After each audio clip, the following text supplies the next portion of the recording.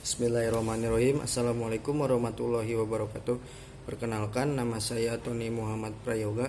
Saya mahasiswa Fakultas Hukum Universitas Surya Kencana Cianjur dari kelas non reguler semester 2, nomor NPM 74 2012 0174. Di sini saya akan mengerjakan soal UTS, yang dimana di soalnya itu disuruh untuk merangkum materi hukum adat dari kelompok 1 sampai kelompok 8 yang dinamai materi bunga rampai hukum adat,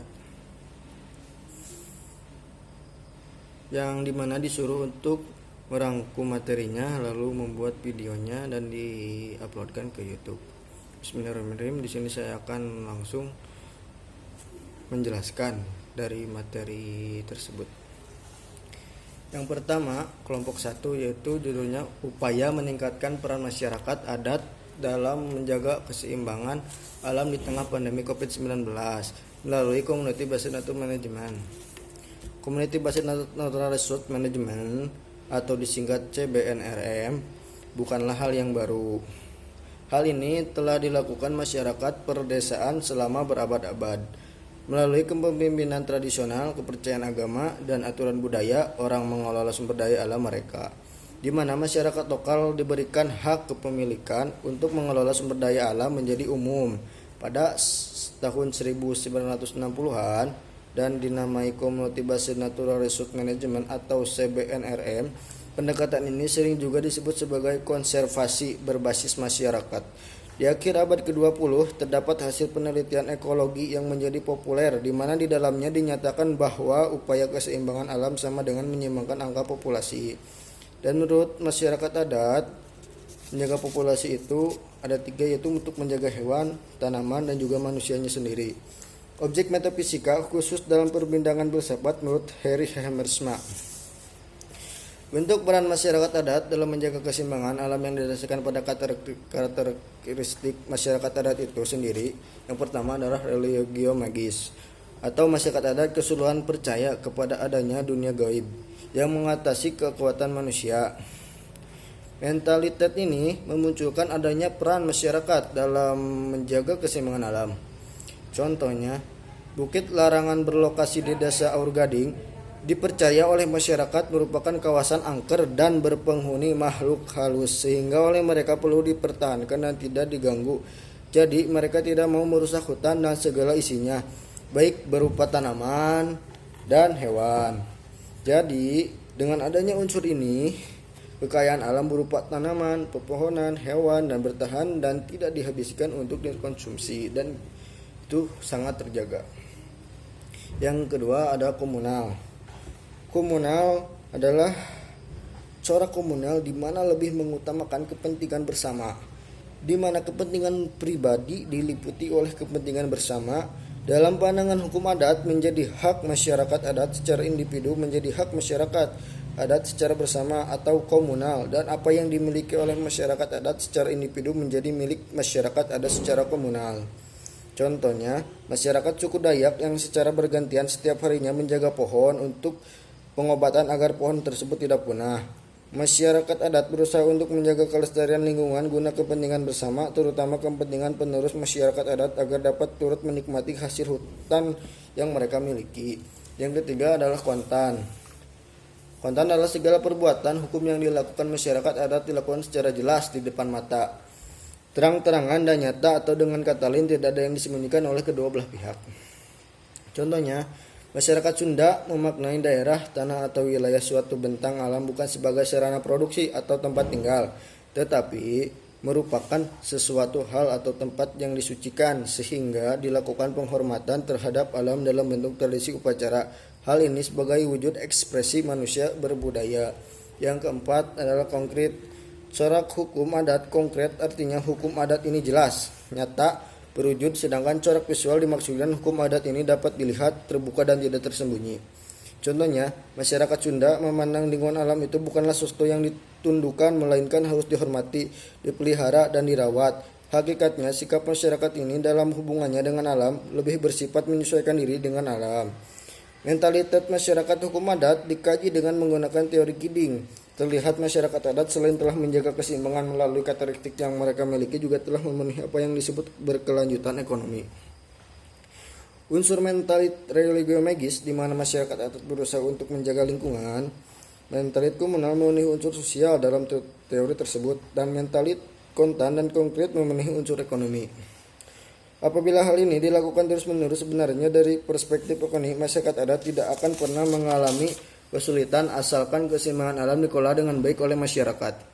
Hal yang membuat peran masyarakat adat dalam menjaga keseimbangan alam masih belum terasa maksimal ada beberapa faktornya.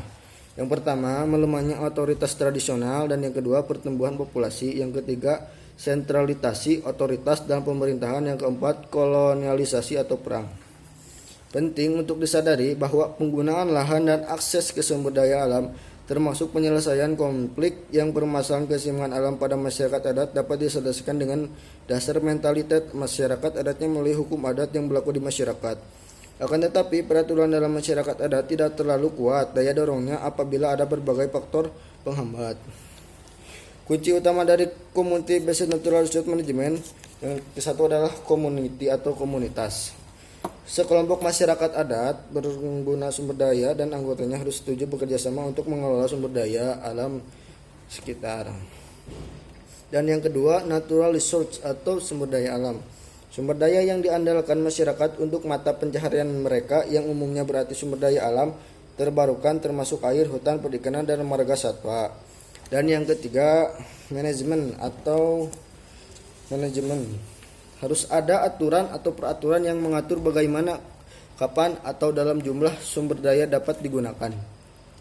Masyarakat adat sudah menjalankan perannya dalam menjaga keseimbangan alam termasuk pada masa pandemi COVID-19. Upaya meningkatkan peran masyarakat adat dalam menjaga keseimbangan alam di tengah pandemi COVID-19 adalah dengan menerapkan community based natural management.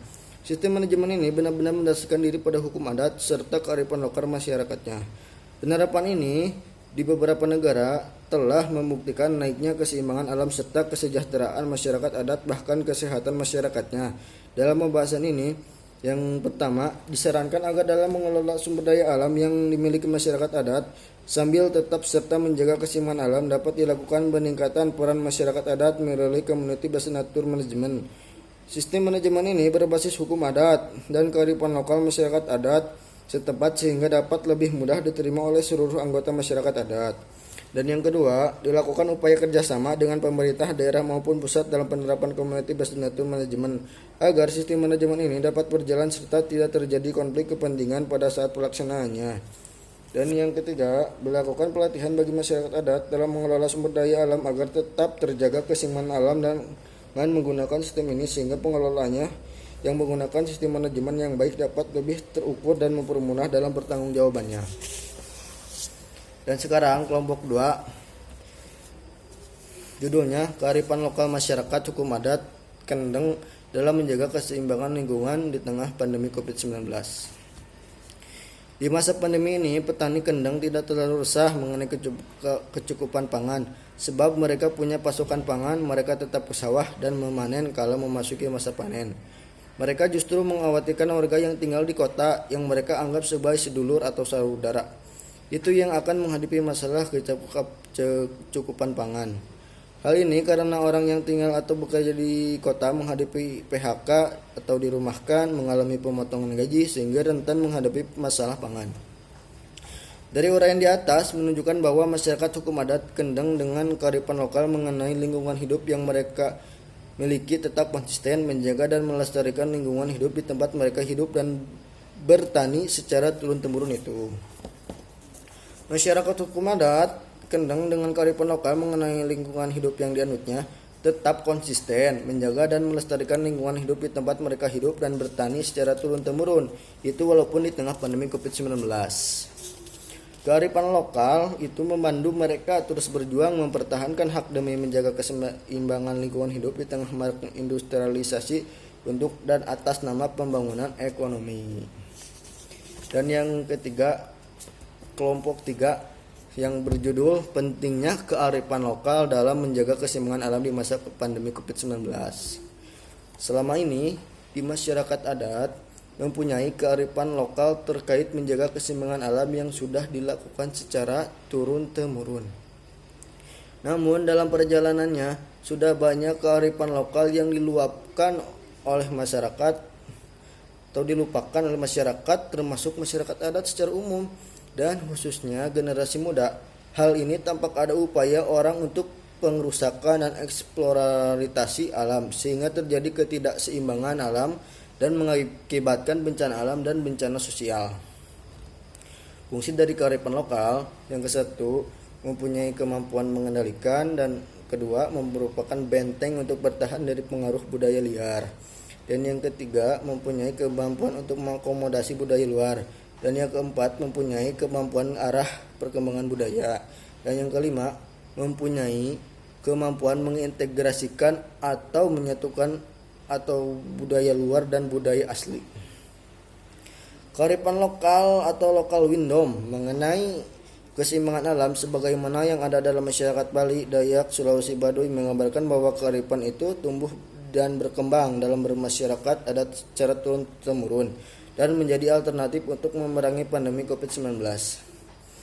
Kearifan lokal berupa pengetahuan tradisional ini erat sekali dengan spiritualis atau religiusitas masyarakat adat tersebut dan harus tetap dipertahankan walaupun terjadi dinamika sesuai dengan situasi sebagaimana situasi pandemi COVID-19.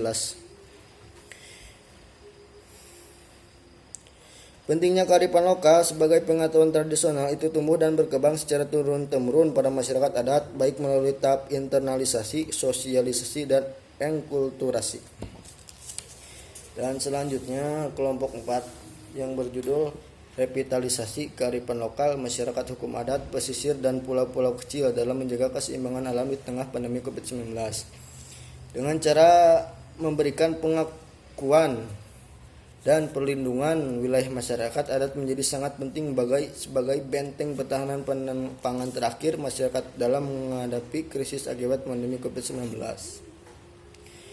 Kearifan lokal digunakan untuk menciptakan keteraturan dan keseimbangan antara kehidupan sosial, budaya, dan kelestarian sumber daya alam yang diterapkan dalam bentuk hukum, pengetahuan, keahlian, nilai, dan sistem sosial etika yang disampaikan dari suatu generasi ke generasi berikutnya.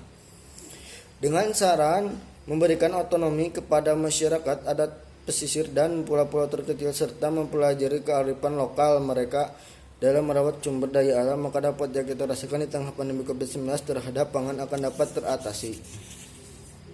Kelompok 5 tentang peranan desa adat di Bali dalam mencegah penyebaran COVID-19. Yang ke-1, peran serta desa adat di Bali dalam mencegah penyebaran COVID-19 dapat dikelompokkan menjadi 2 bentuk, yaitu yang ke-1 aktivitas nyata atau sakala, dan yang kedua aktivitas niskala atau upacara tertentu sesuai keyakinan umat Hindu. Aktivitas sakala yang pertama menghindari kerumunan, physical distancing, jaga jarak fisik yang dalam pelaksanaannya melibatkan desa adat atau satgas gotong royong di desa adat. Dan yang kedua, memberikan bantuan sembako kepada warga desa adat dengan memanfaatkan dana sosialisasi LPD yang pendistribusiannya juga dilibatkan satgas gotong royong di desa adat.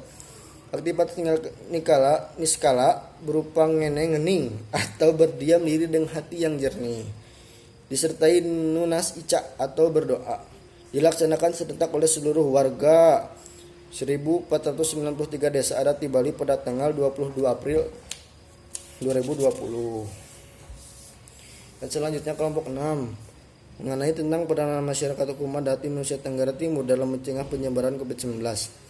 Masyarakat hukum adat dengan pola pikir mereka yang kosmologik atau magis religius, komunal, kontan, dan konkret yang memandang dirinya tunggal dan manunggal dengan alam semesta berupaya untuk kembali ke alam, menyerahkan diri kepada alam.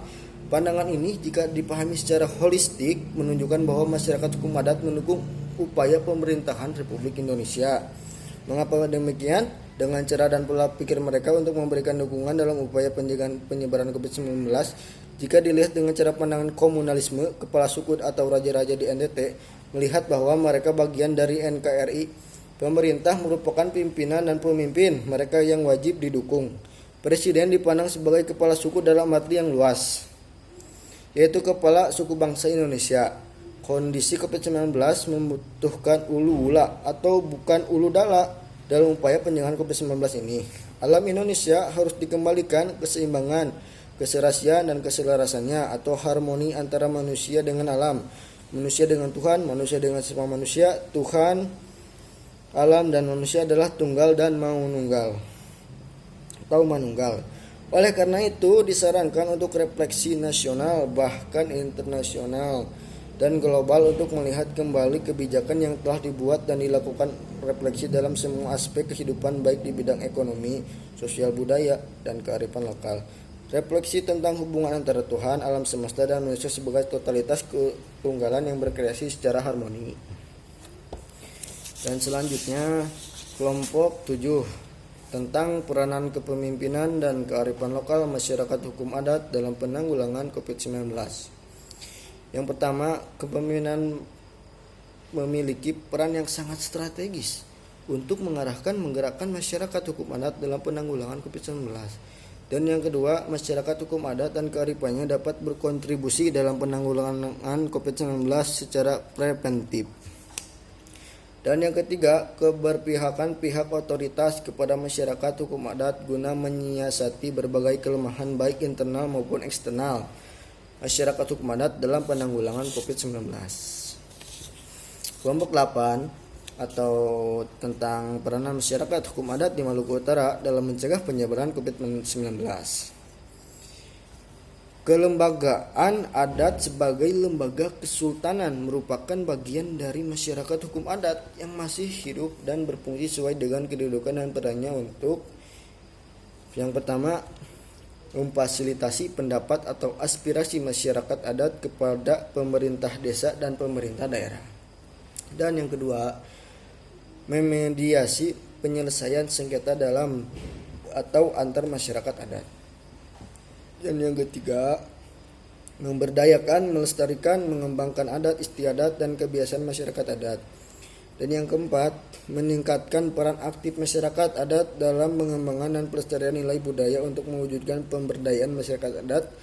Dan yang terakhir dan yang kelima, menjaga hubungan yang demokratis, harmonis, dan objektif antara masyarakat adat dengan pemerintahan desa dan pemerintahan daerah.